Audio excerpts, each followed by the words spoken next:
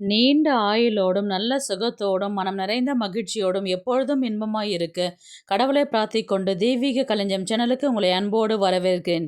ஆன்மீக அன்பர்கள் அனைவருக்கும் என் பணிவான வணக்கத்தை சொல்லிக்கொண்டு இந்த பதிவினை தொடங்கலாம் வாங்க. நம்ம சேனலுக்கு இப்போ தான் ஃபஸ்ட் டைம் பார்க்குறீங்கன்னா ப்ளீஸ் சப்ஸ்கிரைப் பண்ணிக்கோங்க. நான் போடுற பதிவுகள் உடனுக்குடன் உங்களை வந்து சேரும். அதன் மூலம் நீங்கள் கேட்டு பயன்பெறுவீர்கள். இன்னைக்கு நம்ம எதை பற்றி தெரிஞ்சுக்க போகிறோன்றது பார்த்தீங்கன்னா, மகா கந்த சஷ்டி விரதம் அன்று செய்ய வேண்டியதும் செய்யக்கூடாதவைகள் பலன்கள் பார்க்கலாம். அதனுடன் 6 நாட்கள் கடுமையான விரதம் சொல்லக்கூடிய மிளகு விரதம் இருக்க முடியாதவர்கள் ஒரே ஒரு நாள் மட்டும் மிளகு விரதம் இருந்தால் தங்களுடைய வேண்டுதல்கள் முழுமையாக நிறைவேறும். அது மட்டும் அல்லாமல் குழந்தை பாக்கியம் கண்டிப்பாக கிடைத்தே தீரும். அது எப்படி செய்யணுன்றது பார்க்கலாம் வாங்க, வீடியோக்குள்ள போகலாம். ஐப்பசி மாத அமாவாசைக்கு மறுநாள் பிரதமை தொடங்கி ஷஷ்டி வரை உள்ள 6 நாட்கள் கந்த சஷ்டி விழா கொண்டாடப்படுகின்றது.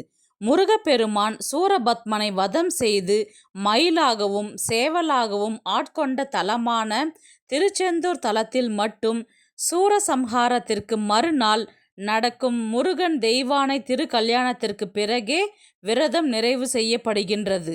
இந்த தலத்தில் கந்தசஷ்டி விழாவானது 12 நாட்கள் விழாவாக கொண்டாடப்படுகின்றது. பொதுவாக குழந்தை இல்லாதவர்கள் மட்டுமே ஷஷ்டி விரதம் இருப்பார்கள் என்றொரு கருத்து நிலவுகின்றது. ஆனால் ஷஷ்டி விரதம் இருந்து முருகப்பெருமானை வணங்கினால் என்ன நினைத்து வேண்டிக் கொள்கின்றோமோ அந்த காரியம் நிச்சயம் நடக்கும் என்பதுடன் நாம் நினைக்காத பல நல்ல காரியங்களும் மாற்றங்களும் ஏற்றங்களும் நம்முடைய வாழ்வில் நிகழும் என்பது நம்பிக்கை. விரதம் அன்று செய்ய வேண்டியவை செய்யக்கூடாதவைகள் என்ன என்று பார்க்கலாம். முதலில் செய்ய வேண்டியவை என்ன என்று பார்க்கலாம். கந்தசஷ்டி ஆரம்பம் முதல் சூரசம்ஹாரம் வரை மிகவும் எளிமையான சைவ உணவினை குறைந்த அளவில் உட்கொண்டு தினமும் முருகனுடைய நாமத்தை உச்சரித்து கொண்டே இருக்க வேண்டும். விரதம் இருப்பவர்கள் தினமும் காலை மாலை 2 வேளையும் குளிக்க வேண்டும். ஓம் சரவணபவ என்ற மந்திரத்தை காலையில் 108 முறையும் மாலையில் 108 முறையும் பாராயணம் செய்ய வேண்டும்.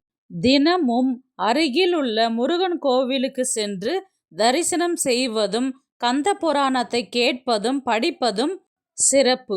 6 நாட்களும் உபவாசம் இருக்க முடியாதவர்கள் ஷஷ்டி அன்று மட்டும் எதுவும் சாப்பிடாமல் இருப்பது நல்லது. செய்யக்கூடாதவைகள் என்ன என்று பார்க்கலாம். ஷஷ்டி விரதம் இருக்கும் நாட்களில் அசைவ உணவு சாப்பிடக்கூடாது. இரவு தரையில் கம்பளம் விரித்துதான் தூங்க வேண்டும். யாரையும் திட்டக்கூடாது. எந்த காரணம் கொண்டு கோபமாக பேசுவது கூடாது.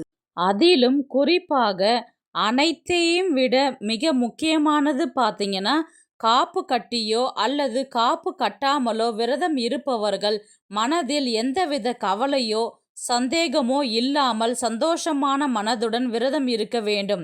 எனக்கு இந்த கஷ்டம் இருக்கு, என் நிலை ஏன் இப்படி இருக்கு, இந்த விரதம் இருந்தால் நாம் நினைத்தது நடக்குமோ நடக்காதோ என்ற எண்ணங்கள் தோன்றக்கூடாது. மனக்குறைகளை கவலைகளை முருகன் தீர்த்து வைப்பான் என்ற அசைக்க முடியாத நம்பிக்கையுடன் ஷஷ்டி விரதம் இருந்தால் முருகன் உங்களுடைய கஷ்டங்களை நீக்கி நல்வழிப்படுத்துவார். குழந்தை வரம் வேண்டுவோர் 6 நாட்களும் கடுமையான விரதம் என்று சொல்லக்கூடிய மிளகு விரதம் இருக்க முடியாதவர்கள் ஒரே ஒரு நாள் மட்டும் மிளகு விரதத்தை நம்ம எடுக்கும் பொழுது வந்து பார்த்திங்கன்னா கண்டிப்பாக குழந்தை வரம் நிச்சயமாக அந்த முருகப்பெருமான் நமக்கு கொடுப்பார். அது எப்படி செய்யணுன்றது பார்க்கலாம். சட்டியில் இருந்தால் அகப்பையில் வரும் என்பார்கள். இதன் உண்மையான பொருள் ஷஷ்டியில் விரதம் இருந்தால் கருப்பையில் குழந்தை உண்டாகும் என்பதாகும். முருகனுக்கு உகந்த ஷஷ்டி விரதம் இருந்தால் அந்த முருகப்பெருமானை குழந்தையாக உங்களுக்கு பிறப்பார் என்பது ஐதீகம். குழந்தை வர வேண்டும் தம்பதிகள் கணவன் மனைவி இருவரும் 6 நாட்கள் கடுமையான விரதம் இருக்க முடியாதவர்கள் அதிகாலை பிரம்ம முகூர்த்த நேரத்தில் அக்டோபர் 27ஆம் தேதி திங்கட்கிழமை அன்று அதிகாலையில் பிரம்ம முகூர்த்த வேளையில் நீங்கள் விரதத்தை துவங்க வேண்டும். முதலில் 2 மிளகு கணவன் மனைவி இருவரும் உட்கொள்ள வேண்டும். உட்கொண்ட பிறகு முருகனுடைய மந்திரமான ஓம் சரவணபவ என்ற மந்திரத்தை 108 முறை காலையில் சொல்ல வேண்டும். தண்ணீர் அதிகமாக குடிக்க வேண்டும். அன்று நாள் முழுவதும் எந்த உணவும் உட்கொள்ளக்கூடாது. பிறகு மதியம் 2 மிளகு உட்கொள்ள வேண்டும். கணவன் மனைவி இருவரும் மிளகு சாப்பிட்டுட்டு அதுக்கப்புறம் தண்ணீரை அதிகமாக அருந்த வேண்டும். மதியம் காலையில் 2, மதியம் 2, 4 முடிஞ்சிடுச்சு இல்லைங்களா? மாலை சரியாக 5 மணிக்கு மறுபடியும் 2 மிளகு கணவன் மனைவி 2 பேருமே எடுத்துக்கொண்டு தண்ணீரை அதிகமாக அருந்த வேண்டும். பிறகு 5:30 மணி அளவில் சூரசம்ஹாரம் நடைபெறுகின்றது.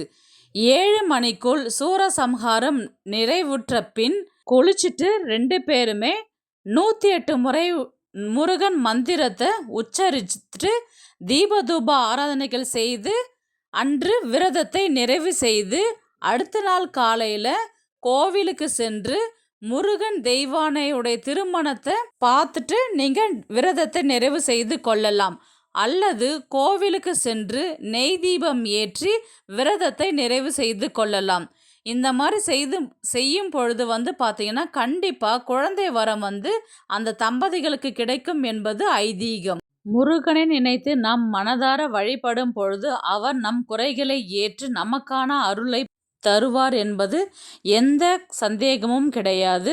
விரதம் இருந்தால் கிடைக்கக்கூடிய பலன்கள் பார்த்தீங்கன்னா நல்ல வேலை கிடைக்கும், கடன் பிரச்சனை நீங்கும், திருமணம் கைகூடி வரும், குழந்தை பாக்கியம் கிட்டும், எதிரிகள் தொல்லை நீங்கும்.